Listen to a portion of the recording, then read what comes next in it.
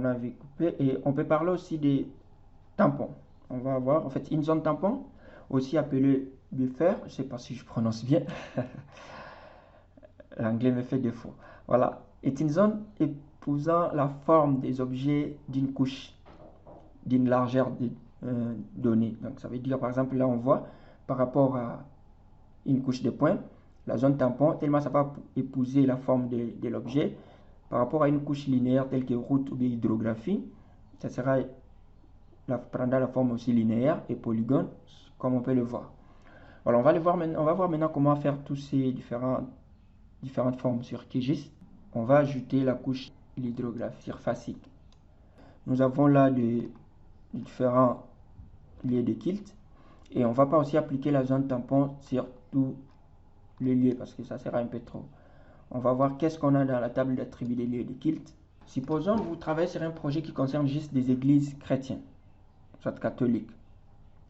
Ça veut dire on va sélectionner toutes ces églises-là et après on va appliquer un peu la zone tampon. Donc pour ça, on va venir sur sélectionner avec les expressions. On clique sur champ et valeur, on va faire double-clic sur F-class. On met égal et ici on choisit les églises chrétiennes catholiques. On sélectionne et puis on ferme. On se rend compte qu'il y a 6 églises sélectionnées. On va fermer. Maintenant, on va travailler avec ces églises. On va prendre en compte une zone de 50 mètres tout autour des églises. Donc, les églises chrétiennes catholiques qu'on a sélectionnées. Pour ça, on va mettre la couche en surbrillance. Donc, lié des Kilt. Et puis, on va aller sur boîte à outils de traitement et chercher l'outil tampon.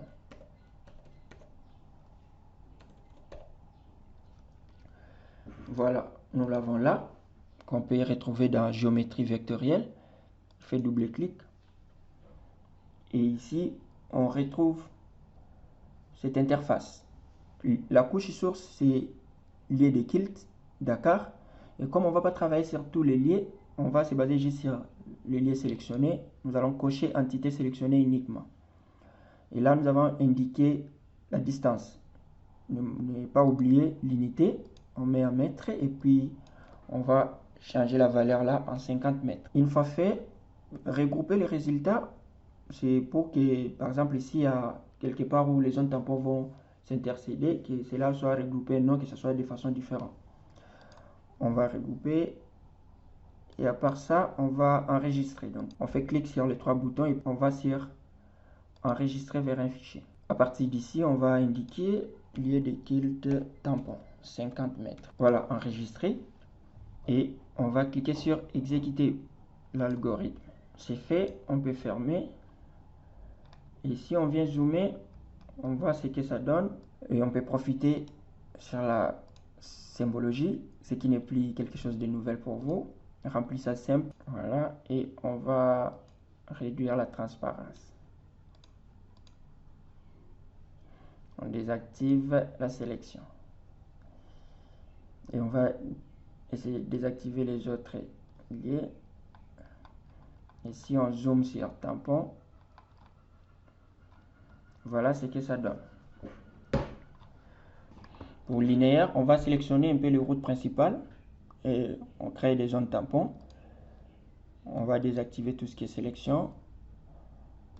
On accède à la table d'attributs de la couche principale. On prend le champ F-class qui est là. Donc, on va aller dans sélection par expression. On prend F-class égale et on choisit juste primaire. Comme il y en a deux, ça peut être primaire ou ça peut être trunk qui est là. On remplace la variable par in. On met entre parenthèses. Et je fais double-clic sur l'autre. Puis je ferme la parenthèse. Je sélectionne et je ferme. Je vois que c'est 743 qui sont sélectionnés. Et je vais appliquer maintenant zone tampon seulement à ces routes là. Donc je fais double clic sur tampon, toujours dans la boîte à outils de traitement. Comme c'est en degrés, je vais commencer par reprojeter cette couche. Donc soit je peux enregistrer sous, soit je peux reprojeter juste ce qui est sélectionné. Donc je peux rechercher l'outil repro. Ça permet de reprojeter une couche. Je fais double clic. J'indique la couche source qui est route principale, mais je vais reprojeter juste les entités sélectionnées, donc juste les routes primaires. Et à partir de là, je peux maintenant attribuer le nouveau système. Je prends Word Mercator. Et je peux aussi enregistrer, soit je peux générer une couche temporaire. Je fais clic et puis enregistrer vers un fichier. Et là, je peux nommer route primaire.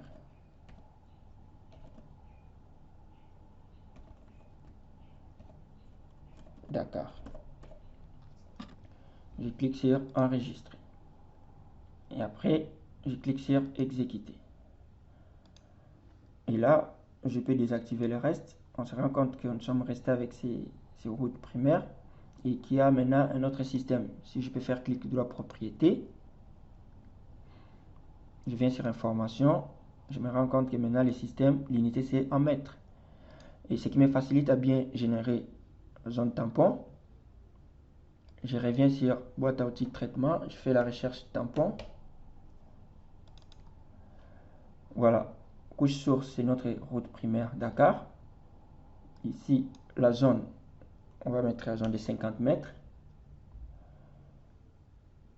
Et je vais vous expliquer un peu l'option de regrouper les résultats ou pas. Je vais laisser d'abord comme ça. On va générer une couche temporaire.